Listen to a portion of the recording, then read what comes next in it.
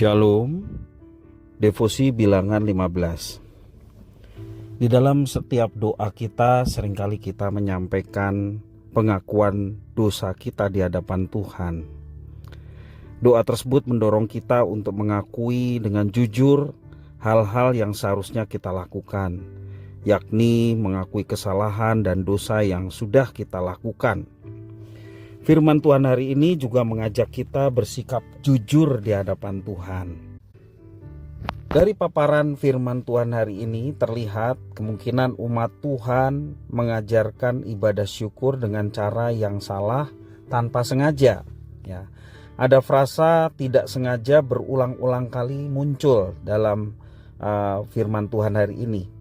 Hal ini dinilai sebagai tindakan yang dilakukan tanpa pengetahuan. Namun kesalahan yang tidak disengaja bukan berarti dibiarkan oleh Tuhan. Ia tetap memerintahkan umat untuk menyadari pentingnya pendamaian dengan Tuhan Allah melalui pengampunan dengan mempersembahkan korban penghapus dosa, walaupun dosanya tidak sengaja dilakukan. Perintah ini menunjukkan sikap Tuhan yang menetapkan kaidah dengan standar yang tinggi untuk kekudusan umatnya. Namun tingginya patokan bagi umat Israel disertai dengan jalan keluar yang diberikan Tuhan. Di sini terlihat jelas bahwa Tuhan Allah tidak hanya memberi larangan keras perihal kekudusan umatnya. Ketika umat Israel melakukan kesalahan dengan tidak sengaja, Tuhan memberikan solusi kepada mereka untuk mengatasinya. Tuhan Allah menampilkan dirinya sebagai sosok Tuhan yang penuh belas kasihan, namun tidak kompromi dengan dosa. Meski Tuhan mengasihi manusia berdosa, bukan berarti setiap orang bisa semena-mena berbuat dosa. Sengaja atau tidak sengaja, tidak ada dosa yang boleh dibiarkan dalam hidup umatnya.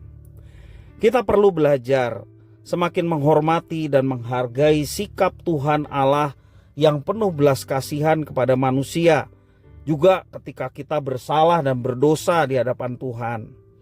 Dan dalam hal ini dibutuhkan kerendahan hati dan kejujuran di hadapan Tuhan. Karena Tuhan tidak kompromi terhadap dosa, demikian kita juga menjadi seorang yang berdosa. Kita perlu menyadari akan tiap kesalahan yang bertentangan dengan kasih karunia dari Tuhan. Sebagaimana Rasul Paulus menegaskan dalam Roma pasal 6 ayat 1 sampai yang kedua, kalau kasih karunia sedemikian besar, apakah kita terus masih hidup di dalam dosa? Sekali-kali tidak. Kasih karunia Tuhan yang sedemikian besar, yang sudah mengampuni dosa kita, baik dosa yang dulu, yang sekarang, bahkan dosa yang belum kita lakukan di masa yang akan datang. Tuhan sudah mengampuni, tetapi itu bukan menjadi kesempatan untuk kita terus menjadi pendosa. Justru kasih karunia Tuhan yang sedemikian besar seharusnya mendorong kita untuk menjauhkan diri dari dosa. Mendorong kita untuk melakukan sesuatu yang menyenangkan hatinya. Tuhan begitu mengasihi, tetapi Tuhan tidak kompromi dengan dosa. Karena itu kalau kita berbuat dosa, segera mungkin kita datang sama Tuhan dengan jujur, mengakui di hadapan Tuhan segala dosa-dosa yang kita perbuat, dan berjuang untuk tidak melakukannya lagi, karena apa yang kita lakukan merupakan kekejian di mata Tuhan. Dan ketika kita sudah mendapatkan pengampunan, hati kita penuh dengan damai sejahtera yang dari Tuhan itulah yang membuat kita semangat untuk melakukan tugas tanggung jawab kita sebagai umatnya, yakni melayani Tuhan. Karena Tuhan tidak kompromi terhadap dosa, kita perlu menyadari akan tiap kesalahan yang bertentangan dengan kasih karunia Tuhan Allah kita.